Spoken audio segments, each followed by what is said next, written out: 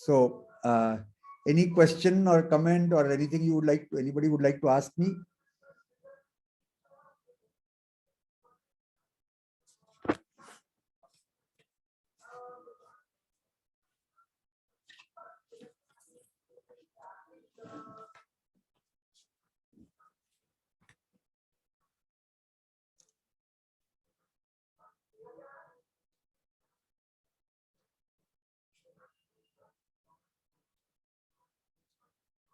So,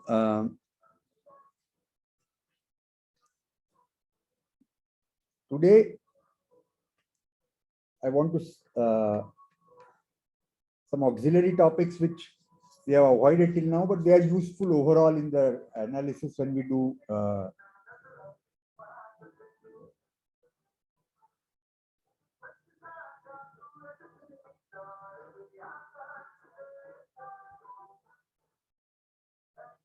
I'm starting my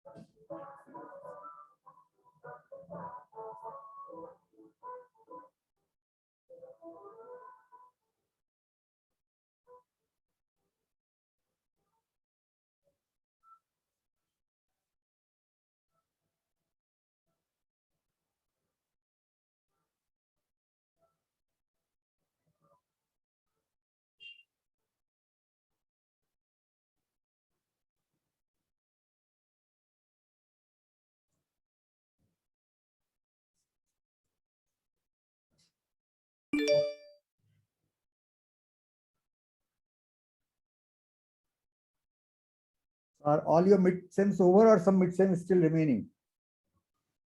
Over, sir. Order over. Overall, okay, good.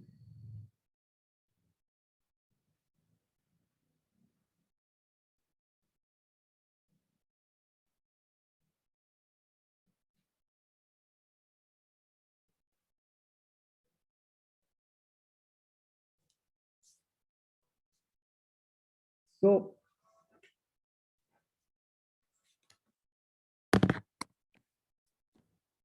one of the topics I want to touch today is what is called higher order derivatives.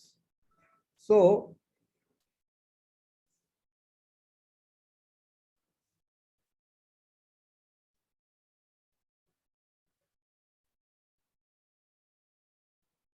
we have a function f from AB to R. A and B is a closed interval, A, B are in R.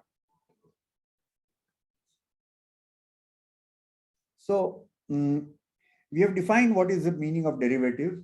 So, suppose f is differentiable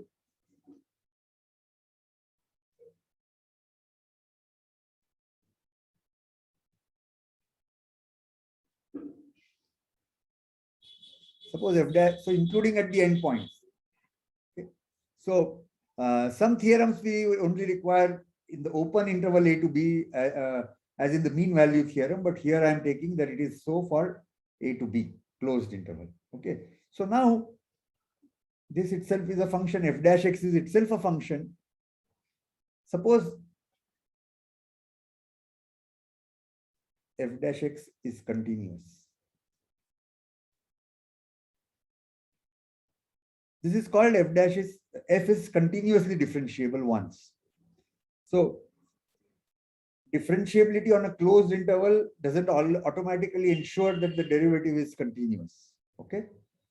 I may have talked about example. You may search for an example or else we'll do it another day. But differentiability at all points doesn't necessarily imply that the derivative is continuous. But now suppose it is continuous.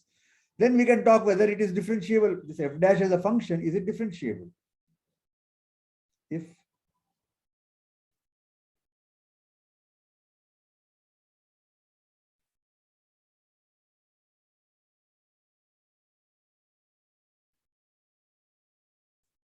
then g dash x, we also write it as f double dash x.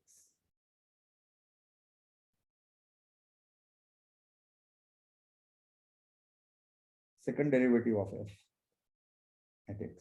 Okay.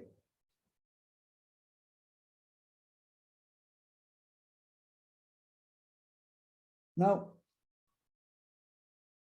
though typically we will be dealing only with situation where this differentiability is for all x, but differentiability can also be talked about at a single point. So,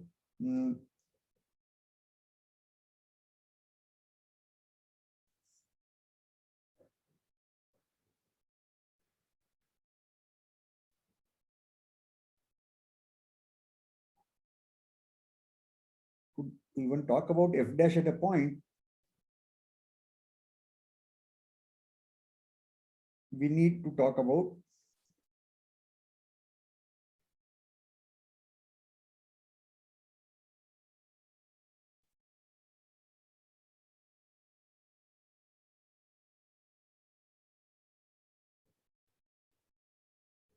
for some delta, we need to talk about x minus delta, the function at x minus delta, x plus delta, and differentiate. So, in order to talk about f double dash,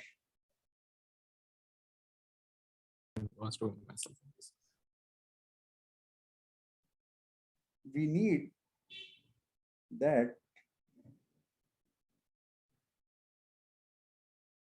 f dash at t is defined for t belonging to x minus delta, x plus delta intersected with a to b. Because our main domain is a to b. So, if the derivative is defined for t in x minus delta to x plus delta intersected a to b, then we can explore if f double dash at x is defined. Okay.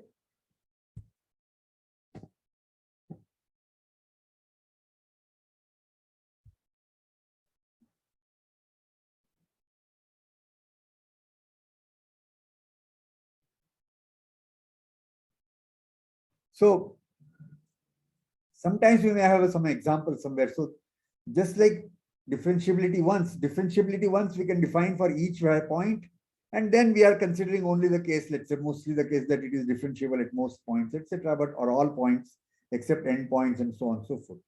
But differentiability is defined point-wise. Likewise, second derivative is also defined point-wise, but for the second derivative definition to make sense, the first derivative should at least be defined in some x minus delta to x plus delta, of course, intersected a to b.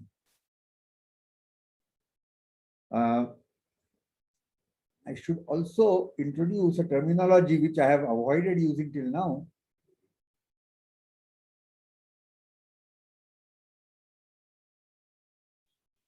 For any delta, this set, x minus delta to x plus delta intersected, of course, in a to b, where a to b, ab is our domain on which our function is defined. This is called a neighborhood of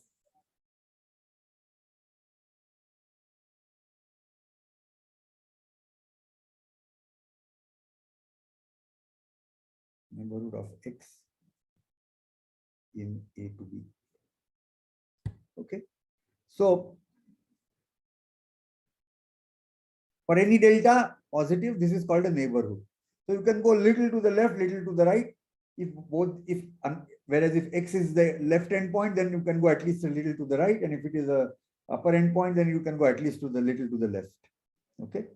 So this is called a neighborhood, and in speaking, it gets useful to say that for all t in the neighborhood, f dash is defined, and then in some neighborhood. So some delta is then gets replaced by some neighborhood. So if f dash is defined for some neighborhood of x, then we can see whether or not f double dash exists. Okay.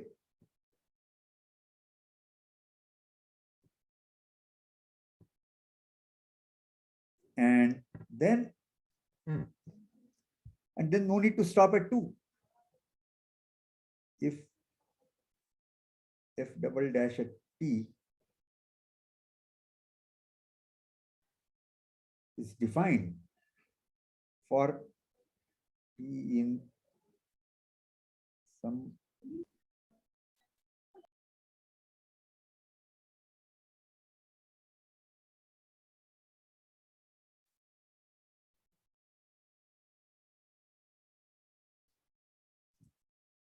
it is defined in some neighborhood of x.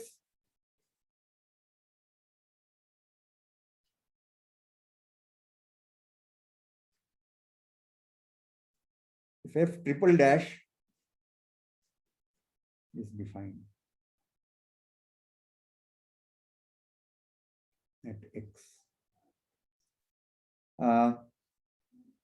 Now, if we keep adding dashes, it will become very uncomfortable. So, in fact, 1 and 2 is often done with a dash, or from 3 onwards, this f triple dash at x, the notation used is f3x. And then when we are talking of higher orders, we can also call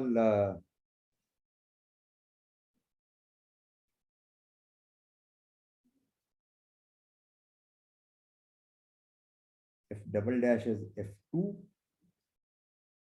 and indeed f dash in that context is written as f1.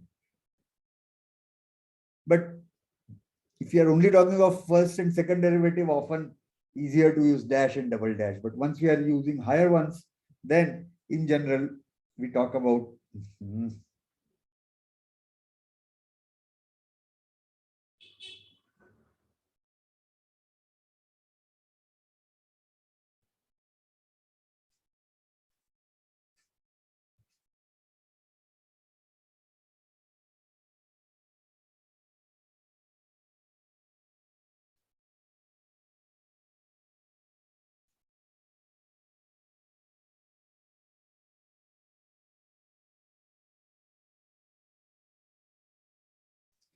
now, let us pause here a little bit. Okay. Suppose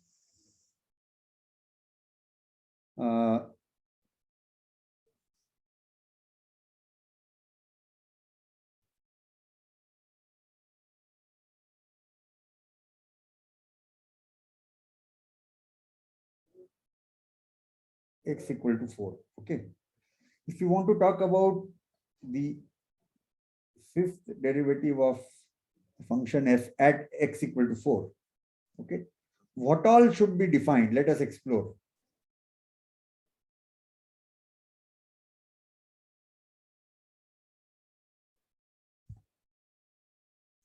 So let's work from backwards. We want to talk about fifth derivative of at x equal to 4. So as per our thing, f4x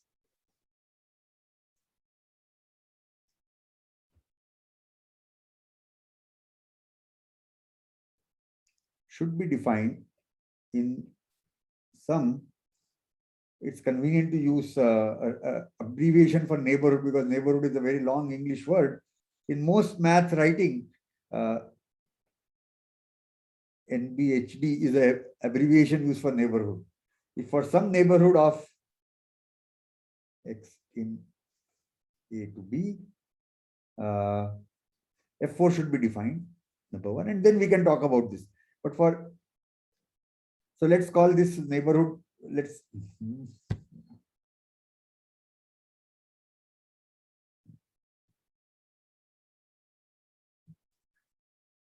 so suppose this neighborhood is, our point is interior. So let's say this neighborhood is identified and we are,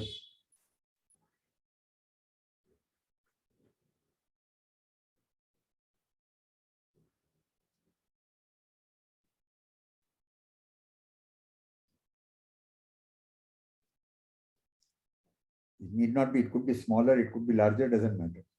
So we have identified one neighborhood of 4 at which F4 should be defined. Any neighborhood will do. But now, for each of this to be defined, all we need is that F3x should also be defined in the same neighborhood, because you take any point here, then this whole interval is also a neighborhood of that point. So here is an interesting point that If you take an open interval, then for every y belonging to this, uv is a neighborhood of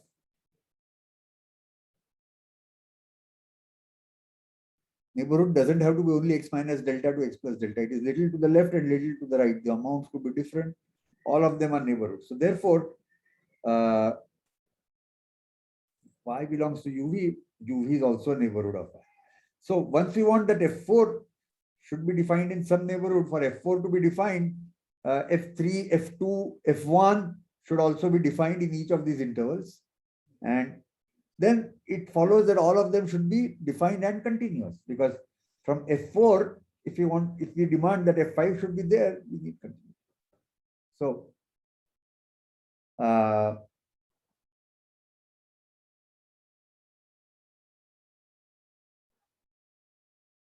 what we observed here is that now return to f from a to b.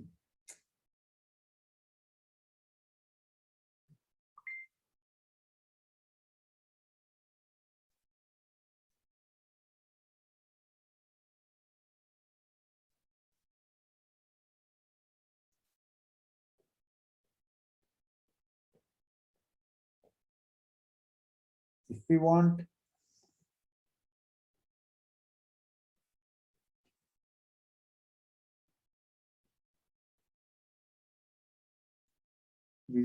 for this to happen,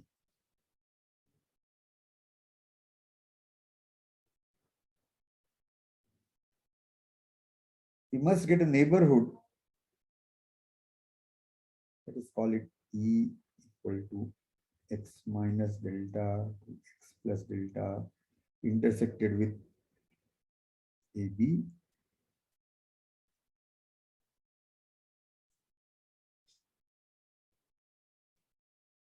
For some delta positive, the following should hold.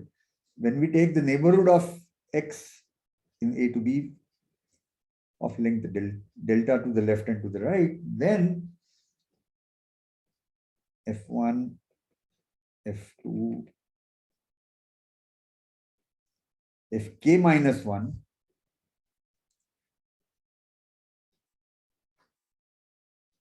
should be defined on E. Then we have got fk minus 1 in a neighborhood, and then we can explore and it may happen. Okay. Moreover, since each of them should be defined on the entire interval, that means what? At each of these should be continuous on E.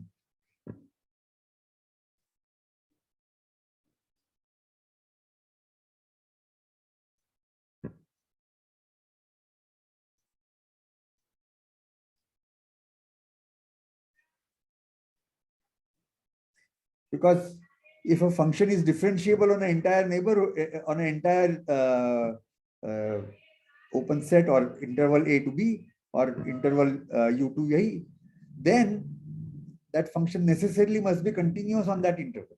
If it is differentiable at each point, it is definitely continuous on that set. So from here we can conclude that if we want that to even talk about kth derivative at a point, first k minus 2 derivative should exist in an interval and should be continuous. And then on the entire interval, k minus 1th derivative should exist, so that we have got k minus 1th derivative on your hand. And then we can explore whether it exists, the derivative further exists or not. So, any questions about this?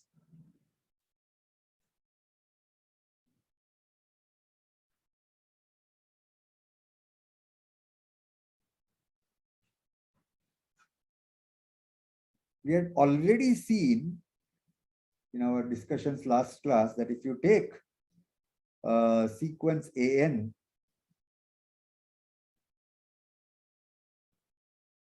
such that, okay, I'll just write down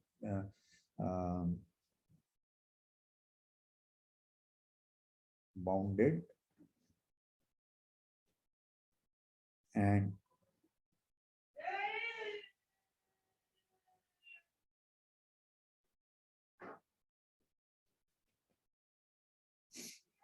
okay. Then this is absolutely convergent on the entire real line system. And therefore, if we keep taking pointwise derivatives, they are all continue to be defined on the entire real number system. So this is a function for which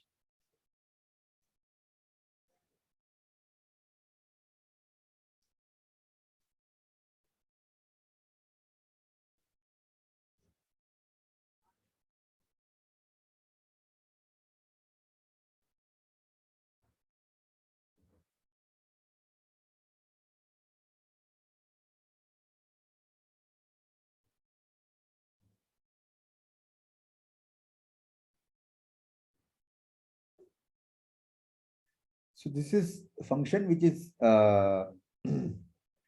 defined on the entire interval and is absolutely convergent, and therefore at each point any number of times it is differentiable and continuously so. So fkx is defined and is a continuous function.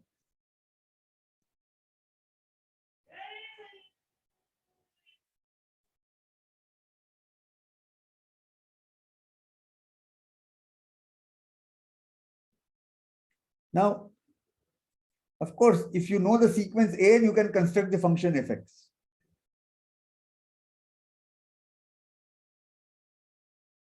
Is the opposite true? Interestingly, yes. Because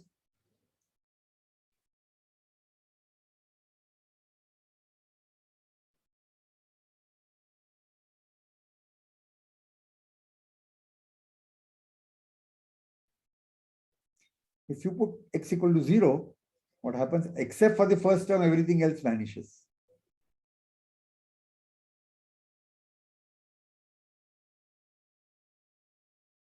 You can easily see that when you do f dash, what happens? The constant term vanishes. So there is the smallest order term, which is x, and then higher order terms. When you differentiate the term with x, the denominator is n factorial, 1 factorial, which is 1. So it is just a1. A1x. Differentiation of that will give you, and will just give you a1. So at 0, it will still be a1. And all higher order terms will vanish. So a1 will be this. And you can satisfy yourself that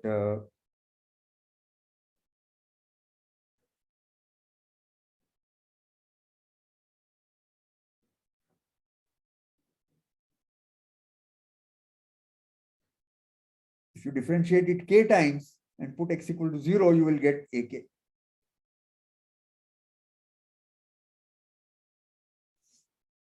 So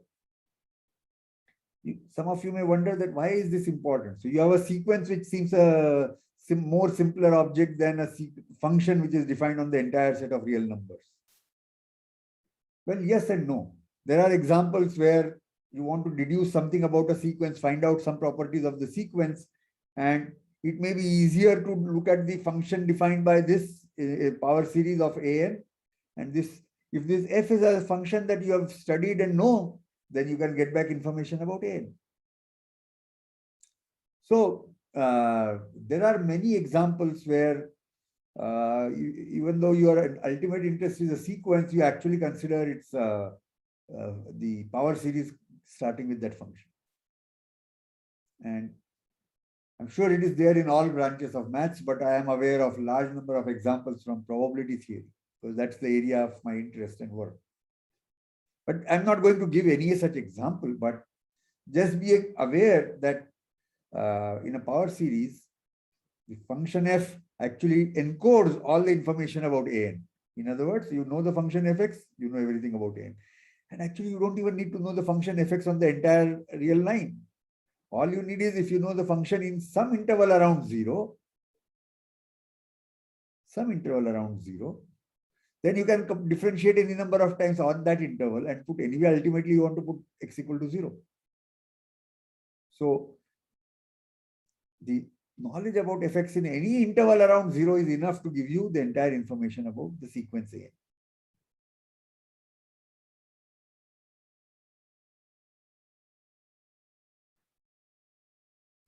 sir. Yeah. Sir, in AK, it should be, I think, Fk of 0. F to the k. I mean, k factorial shouldn't be there, Shouldn't be there. I think. Well, let's see. Let's explore. So let's take second derivative. So first derivative, we can write down here.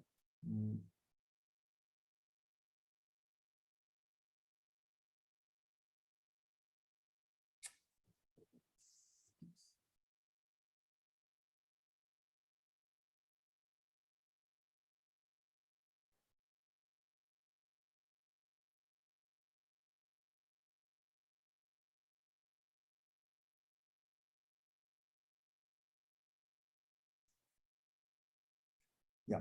So what is f dash x? F dash x is equal to f is this. So it is, we have done this, n equal to 1 to infinity. N a n x power n minus 1 by n factorial, which will be equal to summation n equal to 1 to infinity a n x power n minus 1 by n minus 1 factorial, right? This is f dash. So what will be f double dash?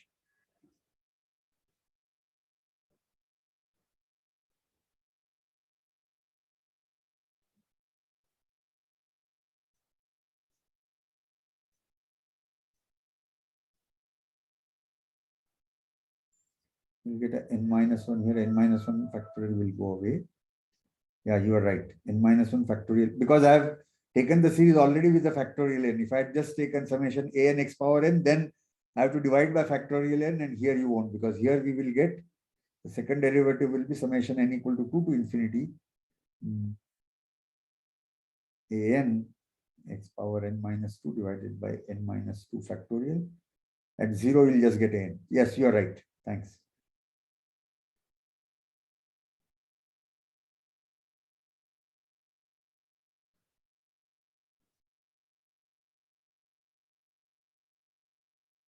Yeah.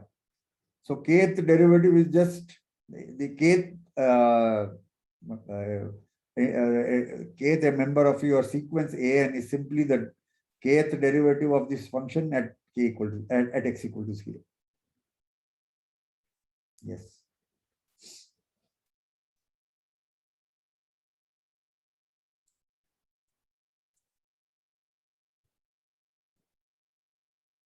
And so our an equal to bounded was an overkill. Even if an is not bounded, this thing can make sense for small values of x, and that is all we need. So even an being unbounded, but such that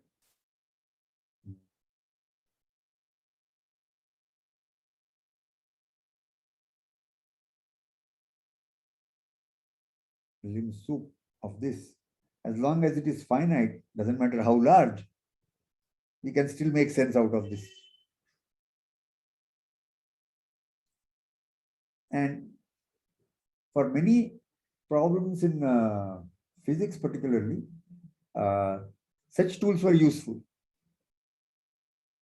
So for some functions, this getting hold of this an is important. Given an, getting hold of f is important.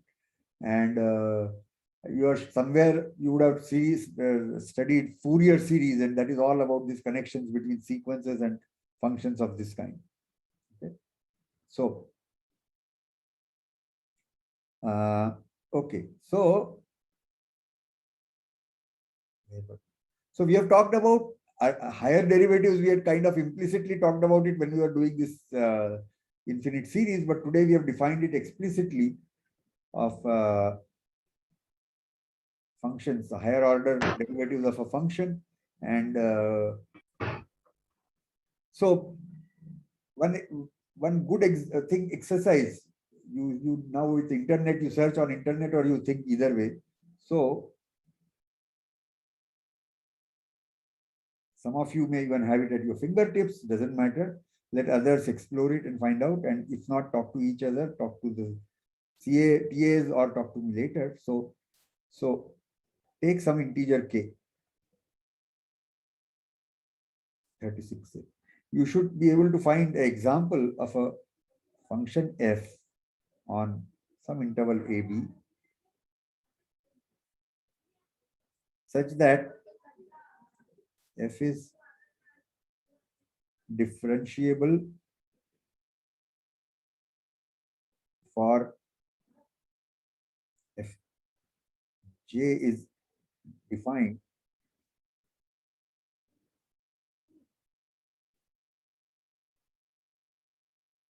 for j less than equal to 36, but f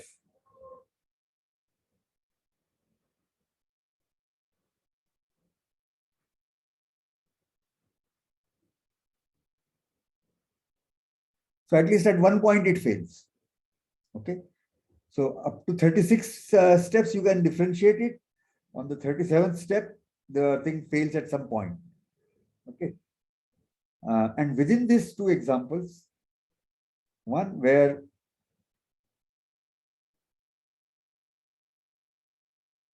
is continuous and another where f36 is not continuous at one point at least. You can find an example where it is not continuous at any point, great, but so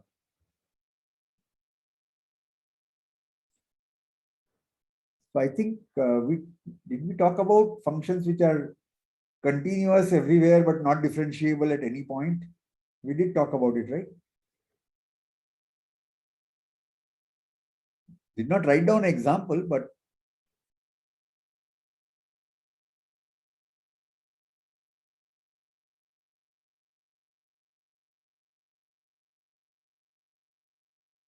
No, sir, I don't think we talked about it. we haven't talked about it. Okay.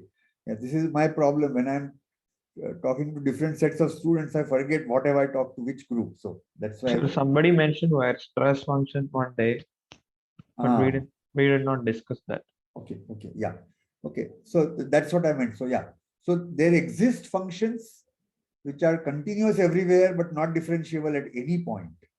And writing explicitly such functions can be done maybe, but it's a complicated thing and you have to then show that it is not differentiable anywhere. But more generally, it's not an exception that somewhere there is just one function which is not differentiable anywhere, but most others are. It is actually not true. In some ways of counting, one can show that indeed differentiability at some point is itself an exception. There are more functions which are not differentiable at any point and are continuous. But the study of such is complicated for us at this point, and we will not go into it. But this is what is called Brownian motion. So what important for us to see is that one, differentiability at a point, differentiability on an interval may not guarantee that the resulting thing is continuous. And if the resulting is continuous, there is no guarantee that it is differentiable one more time. Okay. Of course, k equal to 36 is overkill. Finding an example, even k equal to 1 or k equal to 2 will suffice, because after that you can just expand that. So you don't have to start thinking about k equal to 36. Even k equal to 1 or k equal to 2 should be enough, ample. And another point, while we have discussed this functions which I had called S and C, which are the properties are almost exactly like that of sine and cosine. So from now on, for our discussion and examples, we'll, instead of S and C, we'll just say sine and cosine, and not just the properties you have proven, anything you know about them, from some source you can use it about sine and cosine, okay, for those infinite series, especially when it comes to construction of examples. Okay, and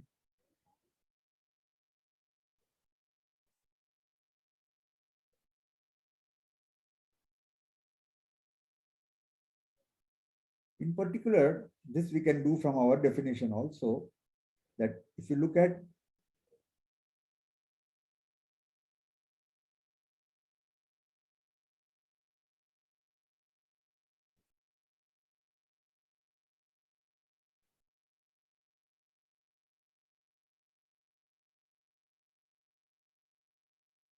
This is a continuous function.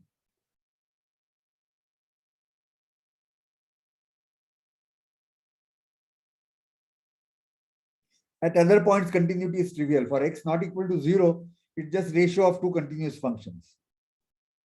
So continuity follows immediately from this general result we may have written. But the main significance is that this, what about x equal to 0? How do you show it is continuous?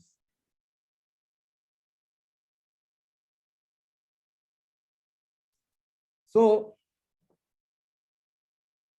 actually we have a power series expansion of sin x now.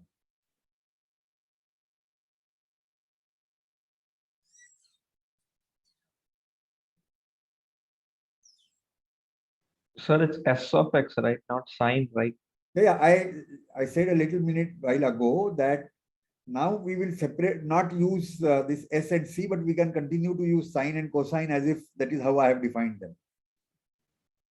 We have not proven that your Okay. algebraic, geometry may, what you were taught is exactly this function, but we'll, for now, especially for construction of examples, implicitly assume that.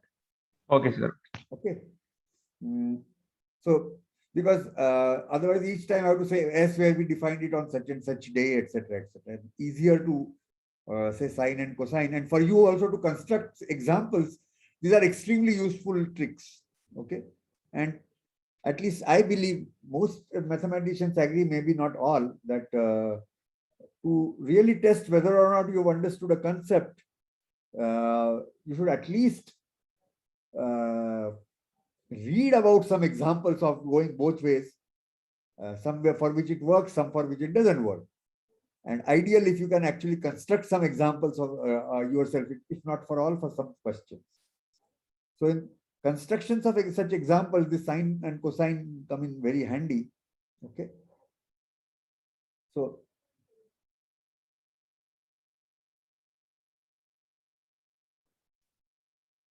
sin x was, or sx in my earlier notation,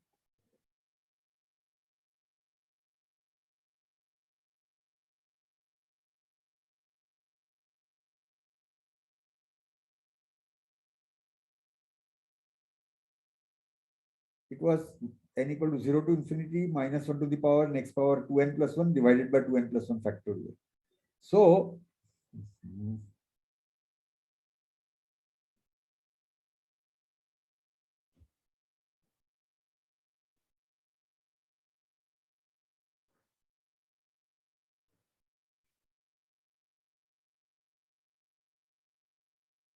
division by x, what does it tell you? This x power 2n plus 1 just becomes x power 2n. That's it. We are doing it for x not equal to 0.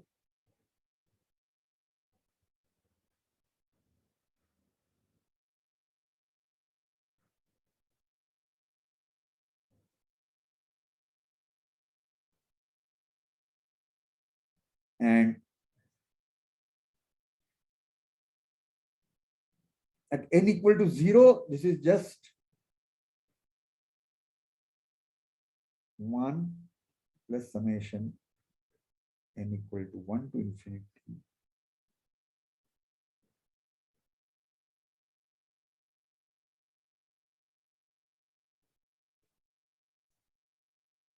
And you can see that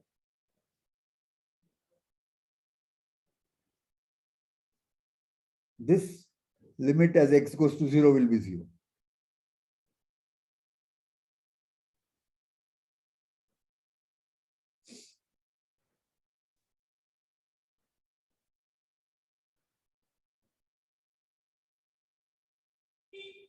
So limit of this as x goes to 1, x goes to 0 is indeed 1. And that was how we have defined at x equal to 0. So this h is a continuous function.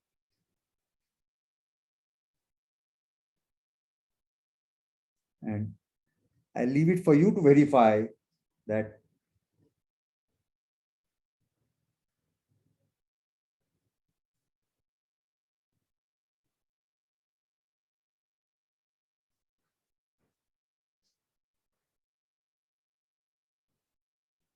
h is not differentiable at x equal to 0.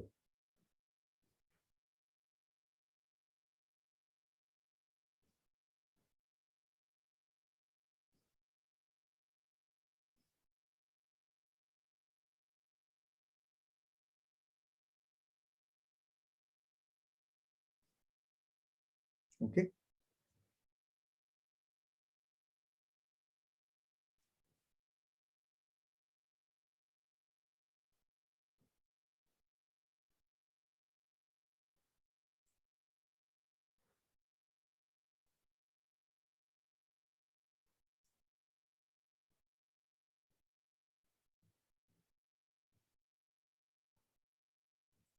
Now, you can do various things here. You can, for construction of examples, often I don't know which is for what, but function of this kind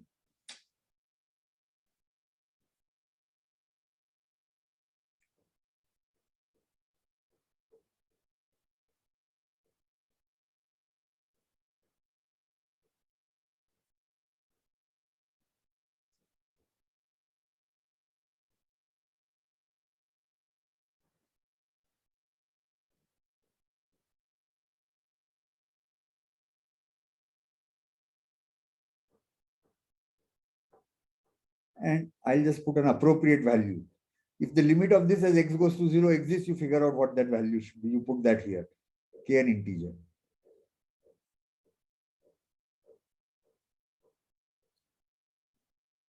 If the limit itself doesn't exist, you can't make it continuous. But if the limit exists, you give that as a value here, then it becomes continuous. And then for some case, it will be differentiable. For some case, it will not be differentiable. It will be differentiable for some number of times, but not beyond that, etc., etc. So this is a very useful example.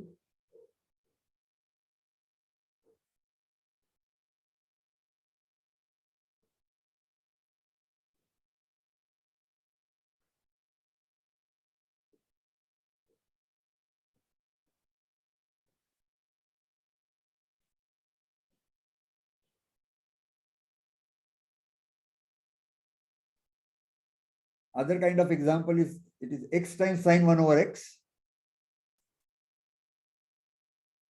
If x is not equal to 0, and it's 0 if x is equal to 0.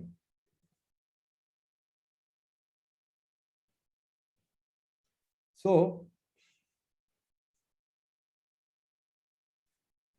let me first look at this function. Vx is sine of 1 over x for x not equal to 0 and 0 otherwise. It's 0 at x equal to 0.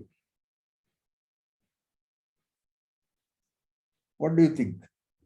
Is it continuous at x equal to 0? Anyone? No. No. Because as x comes to 0, it keeps fluctuating. The 1 by x keeps fluctuating between 1 minus 1. and 1. yeah. So sine of 1 over x will keep fluctuating between -1 and 1. And it will keep going on no matter how close you come to 0. So not only the limit is not 0, you can't fix it by defining something here so that it will work. But if you give this as x and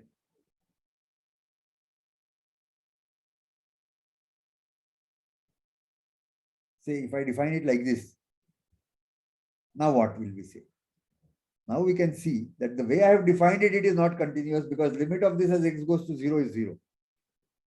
The sine of whatever it is always bounded, and so mod of Vx is always less than equal to mod of x, and mod of x will go to 0. So Vx will go to 0 as x goes to 0. So this is not, but if we redefine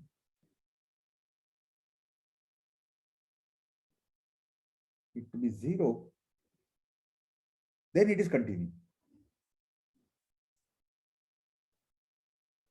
Okay. But now you can explore whether this is differentiable.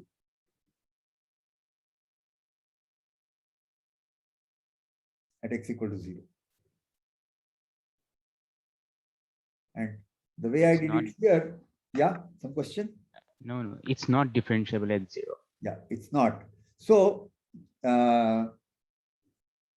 those who already have seen these examples, it is fine. But others who have not seen this, they can explore themselves and check whether this is differentiable and should be able to prove that it is not differentiable at 0. How will we show it is not differentiable at 0? You take x plus h v of x plus h minus vx divided by h. Explore what happens to that as h goes to 0 when x is also 0. Okay. And see what happens. And offhand, I also don't remember. So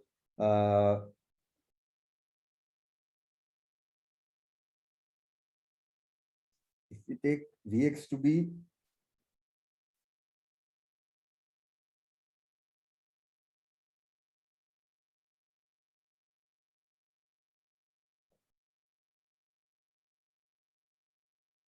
j and k be integers greater than equal to 1, okay, and you look at Vx equal to x power j times sine of 1 over x power k for x not equal to 0. At 0, at the moment, we don't know whether we should define it as 0 or 1 or nothing or what. Now you can explore for what combination of j and k can you give a value here so that it makes it continuous, and if so, then is it differentiable itself? Things like that. Okay. So in this kind of thing, what I would suggest is ideally, each of you try to do it yourself. If you can't even proceed or you have some idea after you have given some thought or you think you have proven, either way, connect with a few friends. All of you together you sit, that is ideal, but that is not a must. Each group should at least each time you talk like on such matters, at least 4 or 5 people a group will be useful. Larger the better. Okay. And then exchange what you think, what others have thought, exchange, because that is the effective way of learning. Because it sometimes happens that you have misunderstood something and you don't even know that you have misunderstood. Only when your example is wrong or when you hear from a friend what friend is talking is not in alliance with what you have thought, then your two of you can thrash it out and figure out what is right, what is wrong. It's an extremely important way of learning. If you all were in the hostel, this should naturally happen. Now it is not naturally going to happen, but you have to kind of force it to happen. Namely, fix up times to meet and discuss. Okay. Because that is the crux of, otherwise just theorem proof, we can go over in no time. Okay. But exploring how do you construct examples and counter examples and explore for which ones it works, which ones it doesn't work. That will tell you whether you understood what we are talking about or not. Okay.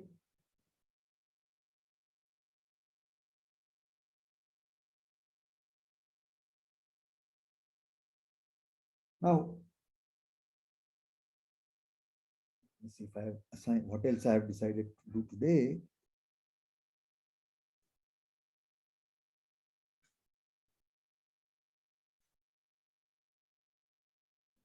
Yeah. So, while on this page itself, so till now we have talked about, we have functions on real numbers, and we have talked about limits of this as x goes to one of the real numbers. Okay. But when we did a sequence, you are adding up n equal to 0 to infinity. As I explained, infinity is just a symbol. We don't call it a number, but we think of it as some symbol. And we can still therefore write n equal to 0 to infinity, which means over all n. Now, it is useful to start thinking about infinities, even in the context of real valued functions or real functions defined on real numbers. And so this is called extended real line. Okay. And for example,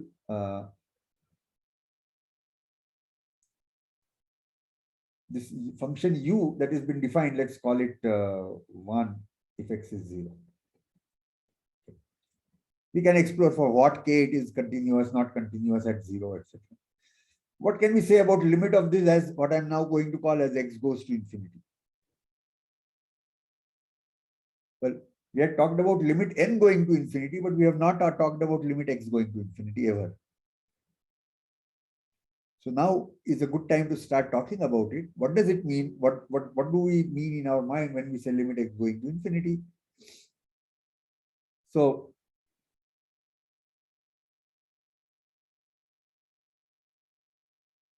both these examples, we can explore what happens when x goes to infinity. Now, to begin with, suppose you take, so ux is defined like this. Now let us look at the sequence un. Now it's a sequence, we can talk about what happens to it as n goes to infinity. And we can quickly check that, that limit will exist. Because numerator is always less than equal to 1. Denominator is x, so which is n. So it's always less than equal to 1 over n. As n goes to infinity, 1 over n goes to 0. And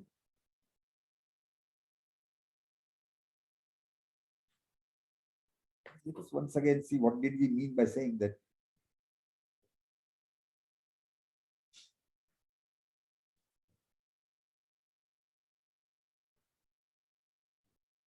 What do we mean by this? With this, we mean that for all epsilon, there exists a n naught such that n bigger than equal to n naught implies 1 over n minus 0 is less than epsilon. This is precisely our meaning.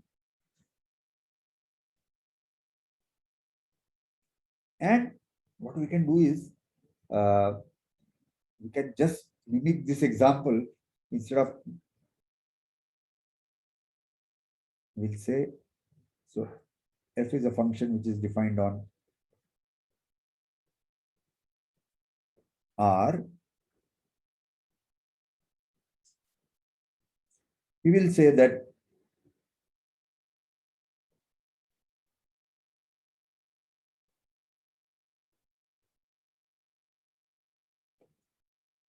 limit of this is equal to alpha if, and for all epsilon positive, there exists, I can say n naught or u naught, some number, it doesn't matter.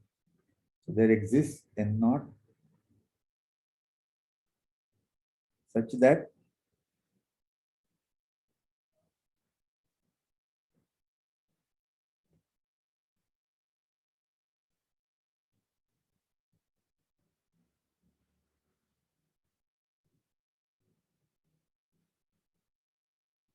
so I've just borrowed our definition for a sequence from there and decoded it and written it like this.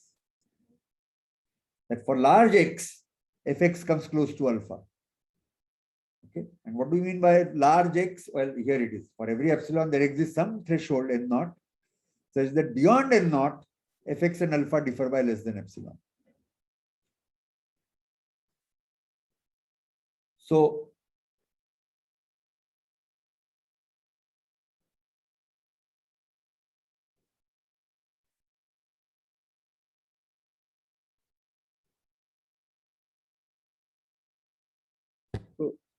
for giving the definition given here,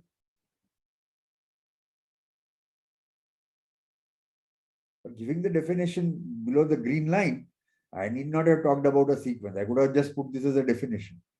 But then you will take longer to digest what exactly it is saying. But I connected it with some notation or some symbols or some thought that we already are familiar with, namely convergence of a sequence to 0 as n goes to infinity.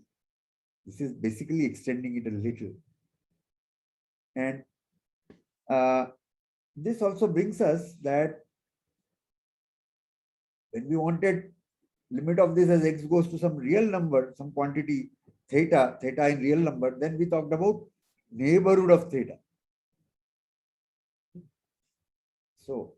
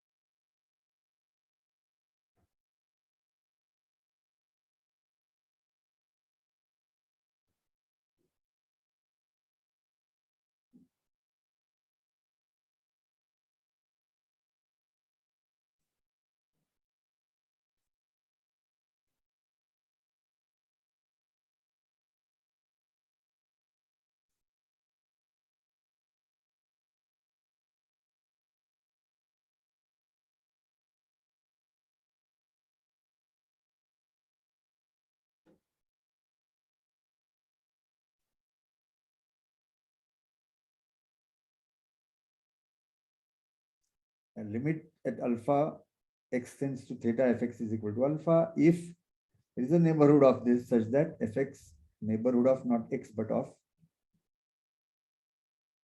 our limit is theta.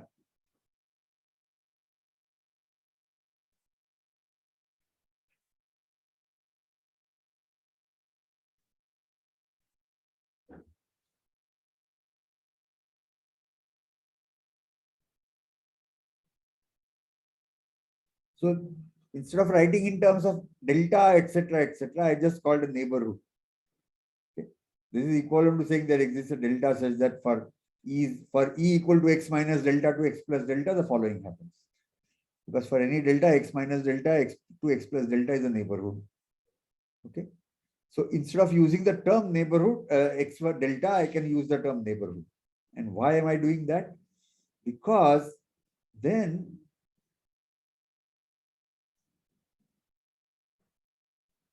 even the first definition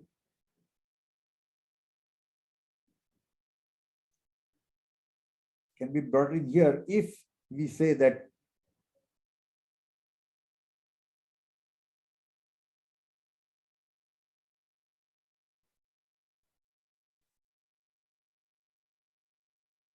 let us introduce this notion called R bar, extended real line.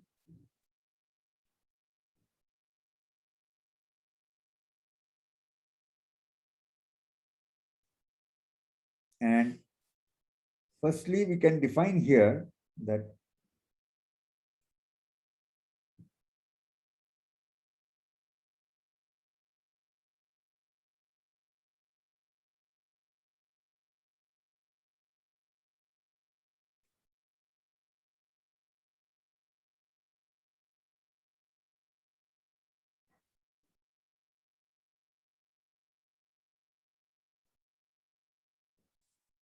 and we can also introduce addition here, but a bit carefully.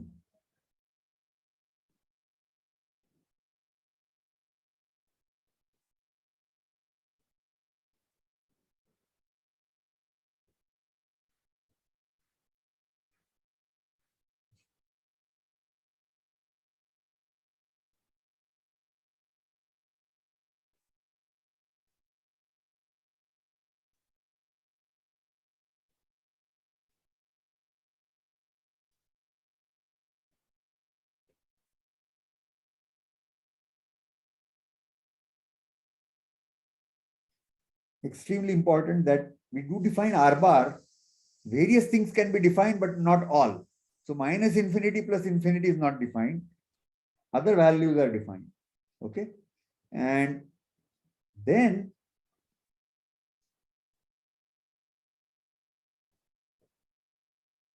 neighborhoods of elements in R are already there because R my x minus, if x is a point, then x minus delta to x plus delta is a neighborhood for every delta.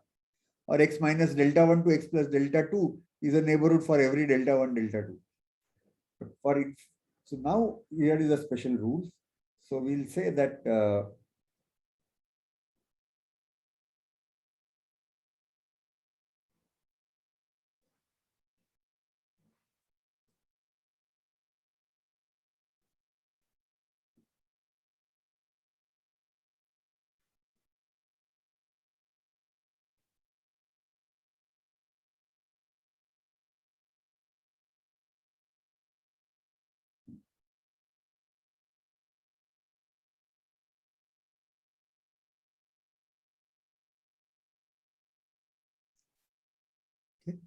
all intervals of the kind minus infinity to x open at x and x to infinity open at x. These are neighborhoods of minus infinity and infinity respectively. Okay. And now if we go back, so limit x going to infinity fx equal to alpha if for all epsilon positive. Now let us read this as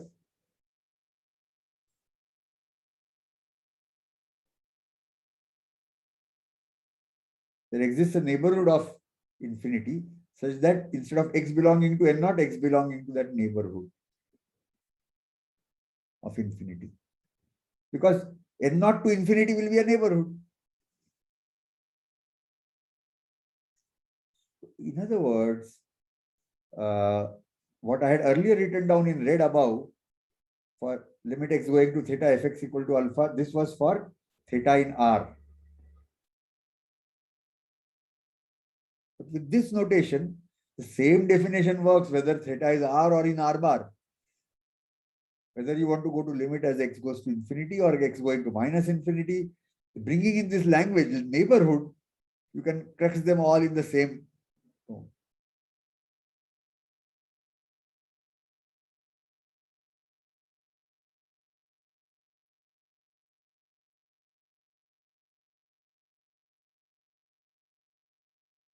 Any ideas or any questions or confusion?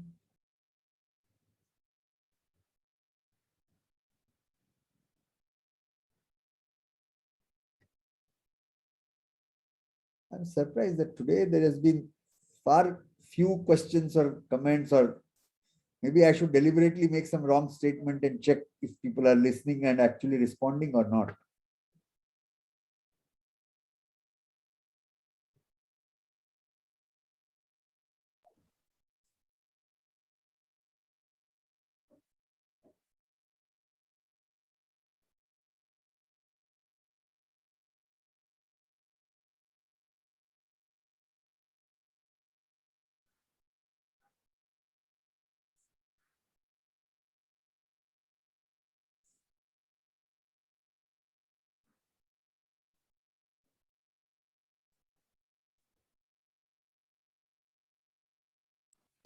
Sir, what is Yeah. the purpose of like extending the real number line? We are like the extended real number line isn't a field. The I don't know, like if is it a metric space? Like even like infinite with respect to another number, the usual definition of metric doesn't work, right? So what's Usual the doesn't purpose of work, but extending it this can be real easily line? made into a metric space. Okay. Metric space, the definition isn't like the two elements should the map should be two element to real number, so that is real number and not extended real number. So between Absolutely. one and infinite, Metric what's should the be in real difference? numbers. So, for example, here is for those who know what is a metric space. I guess in your one of your sessions with your TAs, metric spaces have been talked about, right? No, sir, not yet. Huh? No, sir. No.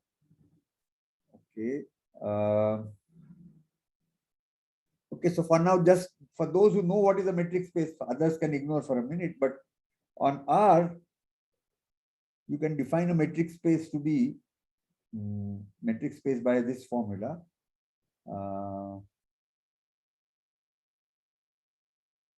X minus y mod mod of Huh? x minus y mod of x Yeah, that minus is y. one metric space, but no, I want to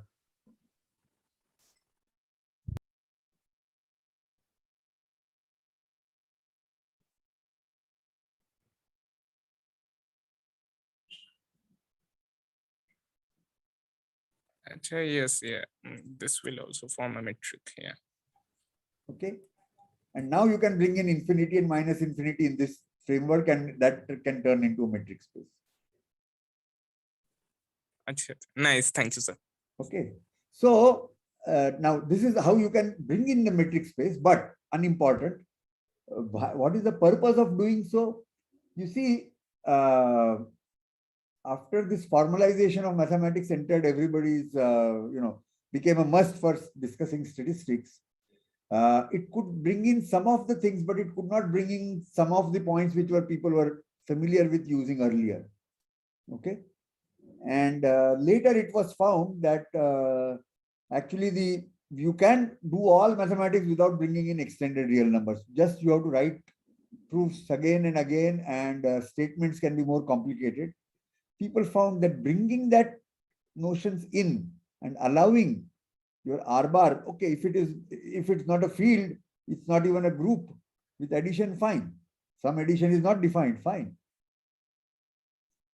It simplifies writing. So I am going to give you an example now that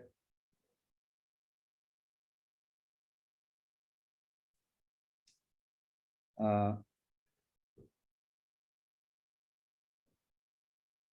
I take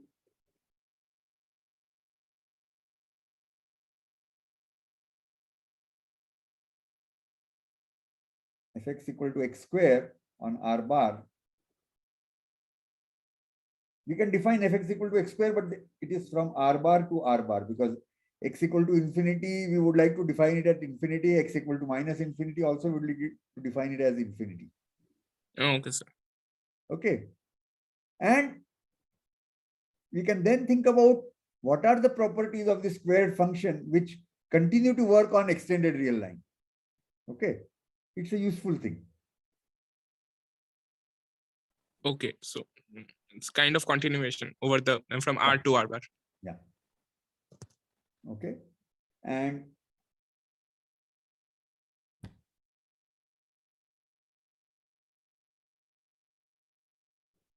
so the bringing in R bar is a very useful concept, and in fact the formal mathematics people in formal mathematics, I won't say they struggled, but there was no agreement on what one should do and not do.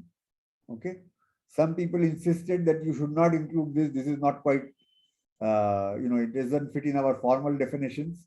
And some other guys said, okay, we extend our formal definitions this way and work with that. I think by now, more or less, the latter thing has won over. Okay. So again, not relevant for this session or for this course, but sooner or later you are going to do that. But for example, we want to talk about, you all know your things of this kind.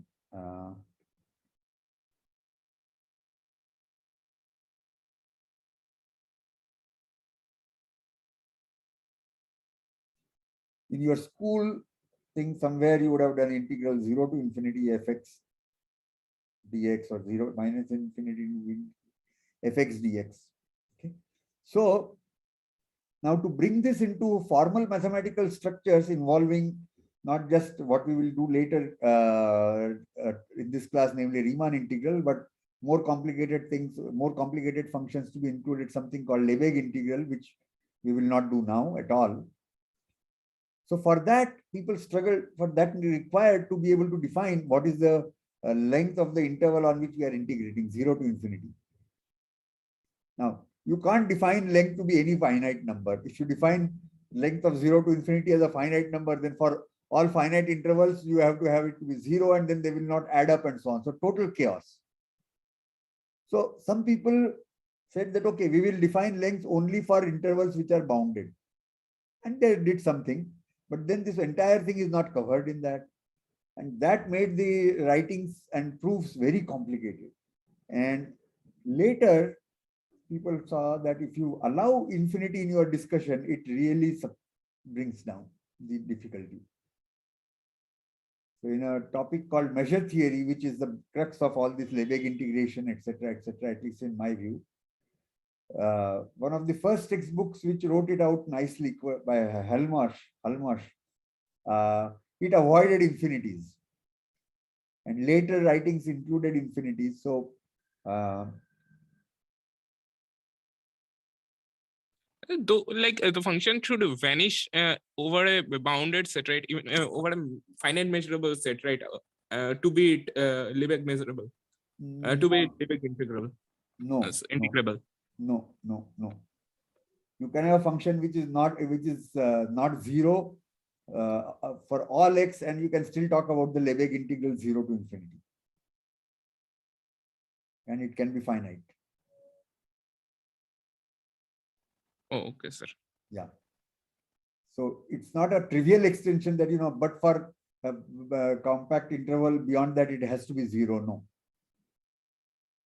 Okay. Yeah, I probably just restricted to compact support case.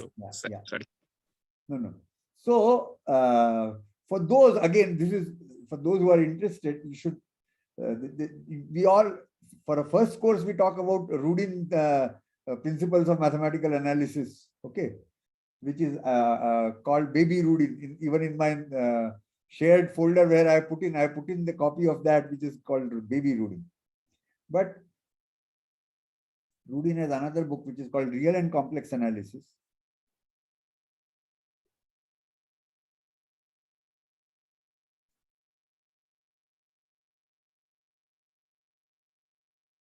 In chapter 1 itself, early pages, he talks about arithmetic on, he doesn't include minus infinity.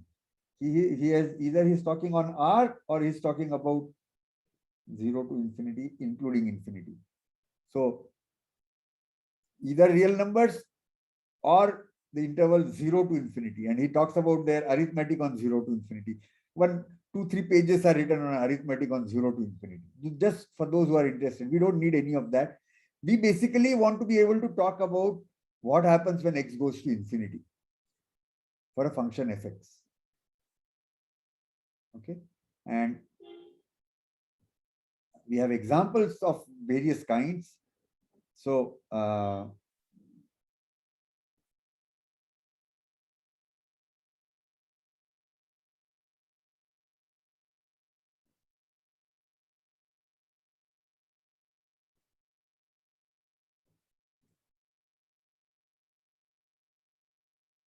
this function which I had earlier introduced and said a continuous function. What happens to this as x goes to infinity? Well, this goes to 0. 0. Whether x goes to infinity or minus infinity at both endpoints of extended real numbers, it goes to 0. Yeah. And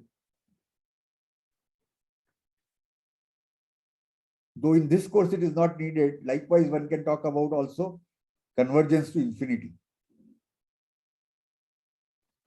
Yeah, the improper integral Yeah, thing. integration it is for- done. I'm not. We have yet to go there. Okay. Okay. So No, on the now there is again a dichotomy amongst mathematicians whether we should call it convergence to 0 or not use the word convergence for that, but convergence to infinity, or should we say divergence to infinity? There is a confusion there. We are not going to define divergence, convergence at infinity to infinity. Our main interest is only talking about what happens to this as limit x goes to infinity of ux. Okay. So, but allowing limits of x goes to infinity, limit of something as x goes to infinity, even our function may be defined only on R, but talking about limit as x goes to infinity is a useful notion, useful thing in writing and reading mathematical books. Okay. okay, sir. All right. Any questions?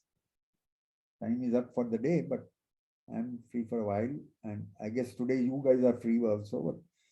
So those who want to leave and do something else can leave. Those who want to ask a question or two, we can stay. And Sir, how do you prove that s of 2 pi is equal to 0? how do you show that s of 2 pi is equal to 0? Yeah. So I think firstly when you define S and C via our way of doing it via infinite series, it's not immediate. Okay. So what is done is either you define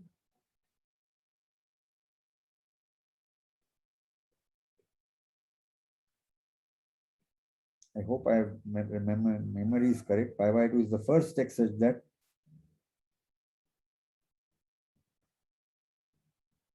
so we have already proven that s square x plus c square x is equal to 1. Yes, That yeah. already tells us that Sx is always between -1 and +1. That we already know. Okay. And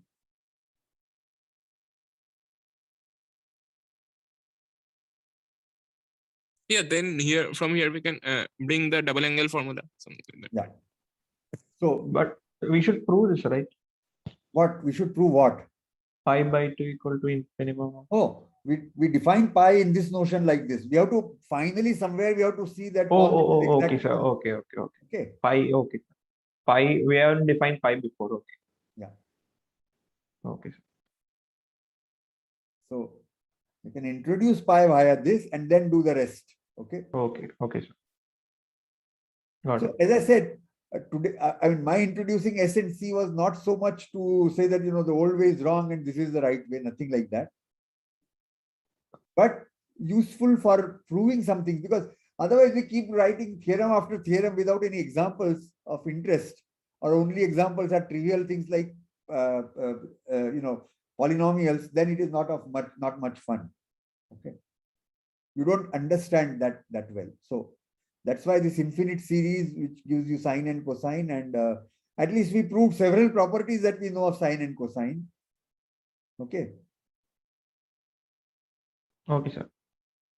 A few more we can do after we do integration, because then we can also bring in the integral formulae for such things, and then do for some more things with sine and cosine, okay, or S and C.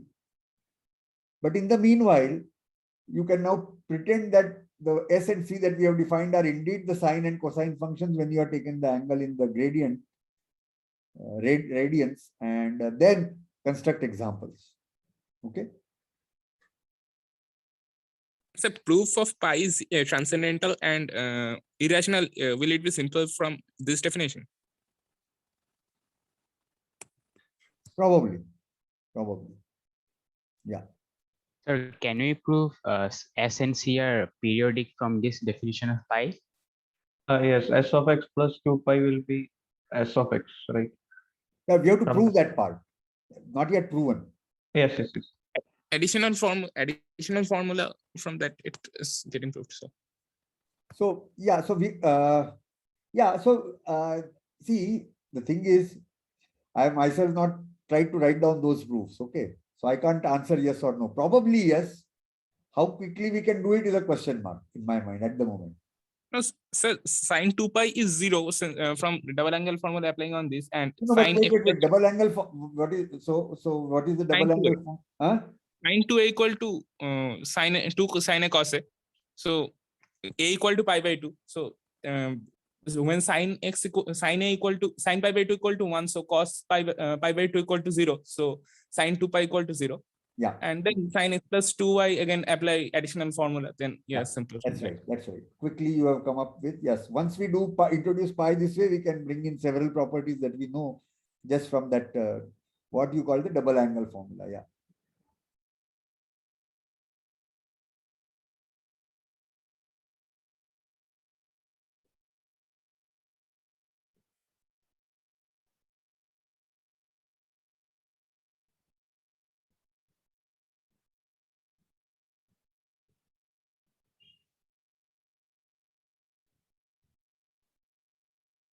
So from this sine of x plus y formula that we have done, we get that the double angle formula, that sine of 2x is equal to 2 times sine x cos x.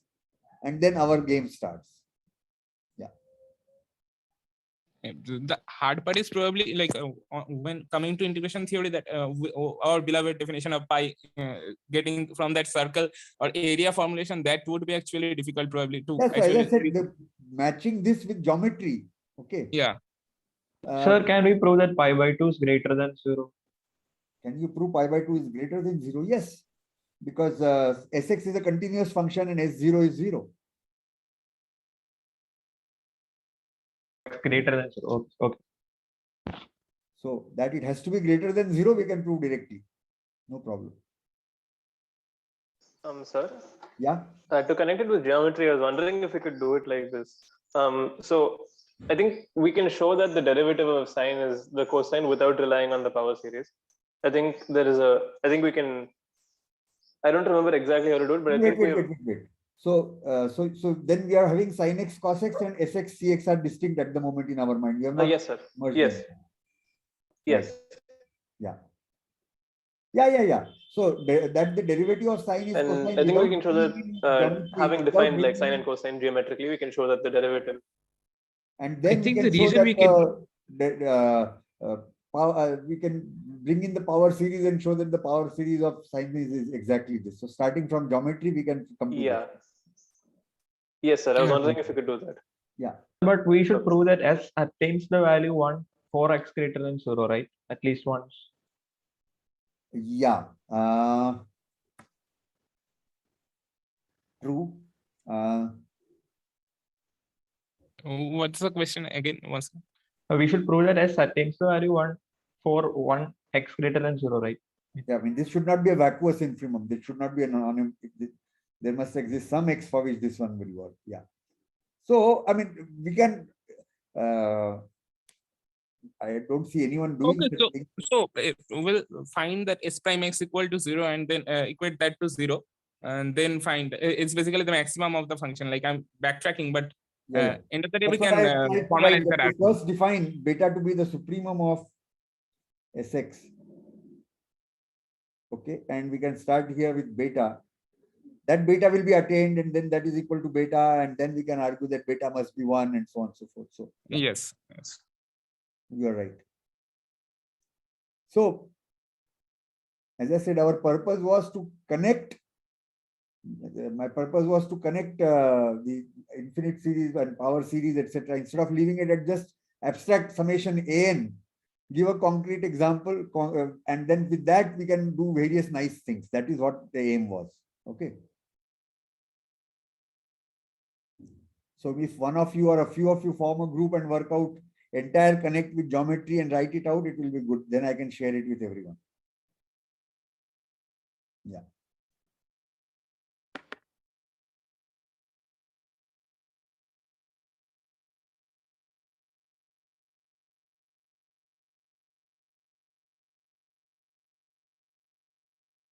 So while we are here, let me say that when I first read about sine, cosine, and this infinite series version thereof, I was very excited. And for my own sake, I mean, I was still a schoolboy. I said, why only stop at 2? Why not consider things of the following kind?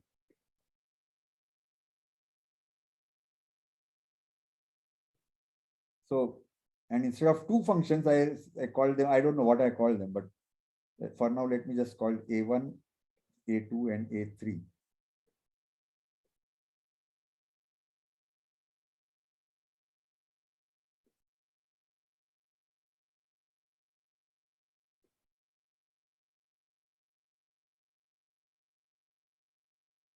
Oh, so instead of taking the 2k and 2k plus 1, you are taking 3k and 3k plus 1 and 3k plus 2. Right. Okay. And we have 3 functions, and one can work out very interesting connections between these 3. Okay. But except that, once you bring in complex numbers and so on, we can show that, you know, A1 is some complex version, real part thereof, of so on and so forth. So it doesn't add any new information, but as a school child, I had spent a lot of time and energy, and I was very thrilled with myself for discovering writing relationships between A1, A2, A3, all our standard geometry formula from geometry that we know about sine and cosine. One could get not exact contemporary, but something like that here. Okay. There was one of the series also x squared by 2 factorial, then x had to the power of 5 by 5 factorial or something like that also, because if you like, let's say some like simple combination of these things adds up to e to the power of minus What was ix. your question? What was your question? No, sir. I just wanted to know if this was the series also, because if you let's say if you add these series up, right, and let's say maybe a1 minus a2 plus a3 or something along the like, you know, those lines, you get e to the ix. Right. Not quite, not that. You have to multiply by more complex numbers. Not you can't just add and a1 minus a2 plus a3 you do, it won't work. Minus a3 it will not work. Okay. So it's a little more complex. It is not that straightforward. Will this be? Oh, I like, see what you're saying, sir. Sorry, I was a little too quick to jump to that. Yeah. Yeah, what was I saying? Cubed summation will be 1 or something like that. Like a1 cube plus a2 cube plus a3 cube equal to 1. Will I this don't remember satisfy? now what all I had worked out. Suddenly this came in my memory. Yeah. So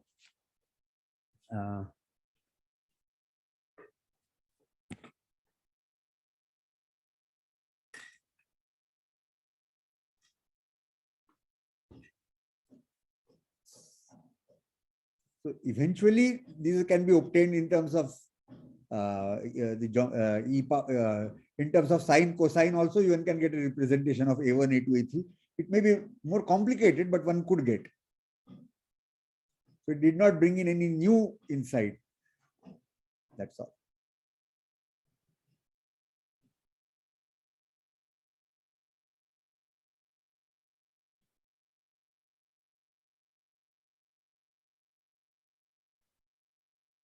So, sir, is there like some kind of some nice formula for actually summing series? At least, like for example, if we wanted to prove again that that series actually does converge to zero when if like Sx, like where for x equal to 2 pi actually is zero. Is there a way to obtain the partial sums in some kind of form that at least tells us that the limit of those will be zero? Not that I am aware of.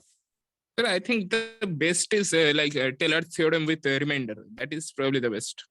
No, but for all that, we should do integration and connect it with the Taylor's theorem. Yeah, or mean value theorem, Lagrange form of remainder. Yeah. But then it may not give you all the things. I mean, once you have done and connect it with integration, you get a lot more input. So in fact, right now I am debating, we have to do Taylor's theorem. Okay. And it's not clear in my mind whether I should first do Taylor's theorem with only the Lagrange's form of the error estimate, later do integration and come back again and do it, or wait everything for that time. I'm still not sure what I want to do. Both ways are fine. You get what I'm saying? Yes, sir. Because anyway, we need to do integration. We will be doing integration, Riemann integration, and connect it with derivative as well, the fundamental theorem of integral calculus or of calculus. Sir, I don't know, just like I thought to tell it, like sin x and cosine x are like we can get it as a representation of the complex plane, right?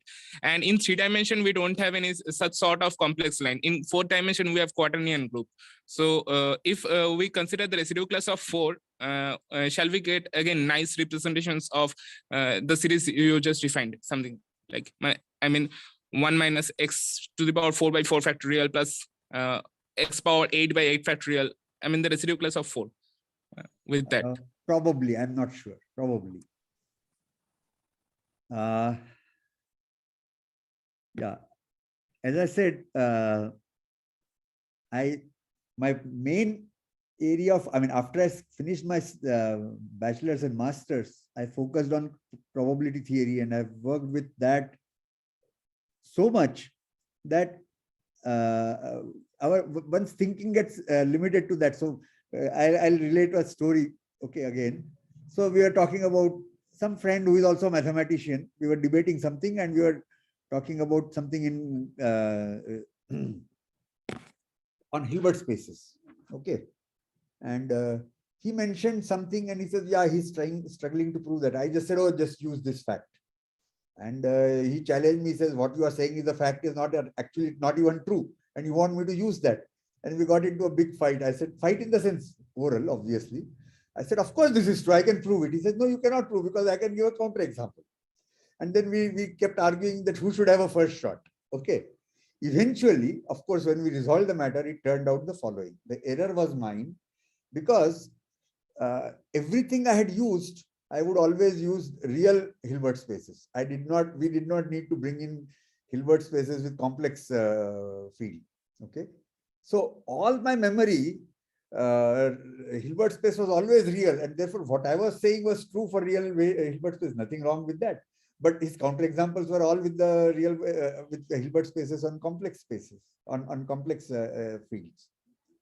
So that is how all my thinking has been limited to active thinking, let me say. Not that I was unaware that there can be Hilbert spaces with complex field, but since my work all dealt with real fields, my memory was always restricted to that. So while I know quaternions and so on and so forth, I have never played around with them and explored them at all. Okay. So perhaps what you said is true. I don't know. And certainly when I tried these things when I was in school, I had not even heard of Hilbert space or anything like that. So complex numbers we had heard already. But Yeah, thank you, sir. yeah. So